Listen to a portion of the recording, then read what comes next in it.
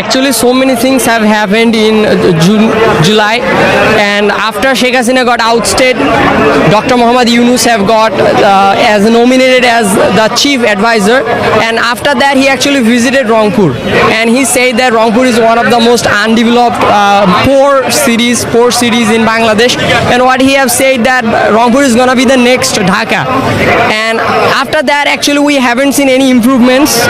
It's pretty disappointing, but what I think is that we, the people of Rangpur, actually deserve this hospital more than anyone else. So I want to attract the attention of our chief advisor. Please make sure that we are getting this hospital, no one else is doing.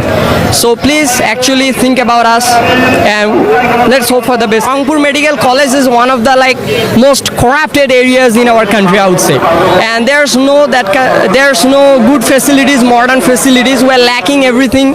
So what I think is that if we get a hospital here, it will be one of the biggest blessings of Rangpur, people of Rangpur actually. বাংলাদেশের বর্তমান উপদেষ্টা professor doctor Mohammad Yunus সাহেব তিনি ঘোষণা করেছেন যে রংপুরে চীনের প্রস্তাবিত এই যে 1000 শয্যা বিশিষ্ট হাসপাতাল এটা আমাদের রংপুরে দিবে, যার কারণে আমরা মনে করি রংপুরের এই গঙ্গাছড়া মহিপুর চরে আমরা 29 একর জমি আমরা এই হাসপাতালের জন্য বরাদ্দ রেখেছি।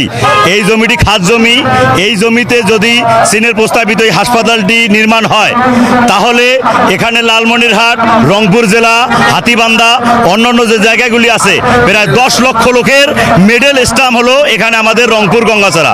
এই ব্রিজের পাশে যদি হয় তাহলে আমাদের এই রোডটা চলমান লালমনিরহাট, আদিতমারি এবং রংপুর থেকে সরাসরি মানুষের যাতায়াতটা খুব নির্বিঘ্নে হবে, এবং এখানে হাসপাতালটি নির্মাণ হলে আমাদের রংপুর অঞ্চলের আমাদের যে উন্নয়নের যে ছোঁয়া, এই ছোঁয়াটা আমরা লাগবে।